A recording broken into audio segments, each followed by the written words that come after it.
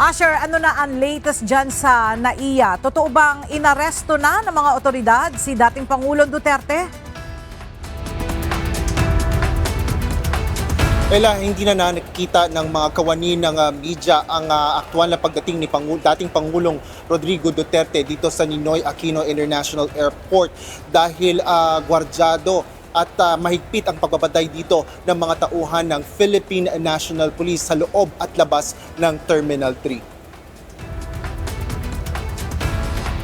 Bandang alas 9:30 nang lumapag ng NAIA ang eroplanong sinakyan ni former President Duterte at mga kasama nito mula sa Hong Kong. Ngunit maaga pa lang ay nagtipon-tipon na rin sa terminal ang mga kawani ng PNP, kabilang ang CIDG, Department of Justice at Bureau of Immigration. Kinumpirma ni Senador Bongo na kasama sa flight ni Duterte ang anak at apo nito at si dating Executive Secretary Salvador Mejaldía. Kanina lumabas din ang legal counsel ni Duterte na si Attorney Martin Delgado III at humarap sa media. At sinabi nito na he was taken away at kinuha na ang dating Pangulo ng mga otoridad, partikular na ang PNP. Magkakasamang humarap sa media sina Senador Bongo, Attorney Delgra, Attorney Vic Rodriguez, Attorney Turion, dating Secretary Silvestre Bello III at aktor na si Philip Salvador. Sinabi ng mga ito na maging sila ay hindi rin nakalapit o nakapasok sa loob ng terminal lounge para salubungin si dating Pangulong Duterte. Kasama ni Senador Bongo ang aniyay doktor ni Duterte upang magsagawa ng regular na check-up sa dating Pangulo. Kaya po siya tumuloy at kailangan niyang magpa-check up talaga. Regular check up. Si Dr. Agnes, siya po yung personal physician ni dating Pangulong Duterte for the last 20 years. Dito po kami, si Secretary Bello. Kaya lang, ayaw kami papasukin.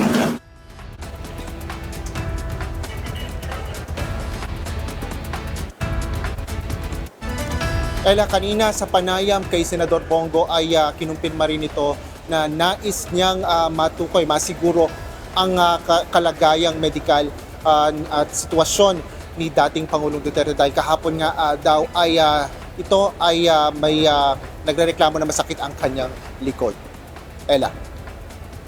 Asher, may mga supporter ba si dating Pangulong Duterte ngayon dyan sa NAIA at hindi ba nagkaroon ng komosyon dyan?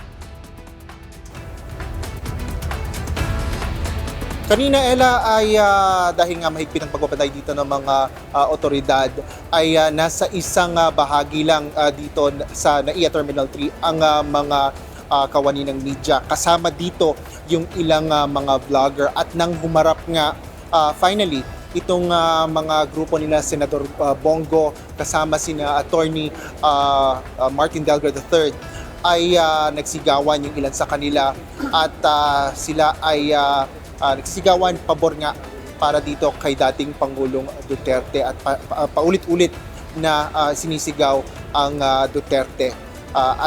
Yung mga media dito nahihirapan kanina, dahil nga sa dami nga ng mga nagpunta dito din ng mga vlogger, bukod doon sa mga mamamahayag, mga opisyal na mamamahayag at gwardyado rin yan na mahigpit na pagagwardya ng mga kawani ng Philippine National Police. Alright, maraming salamat, Asher Cadapan Jr.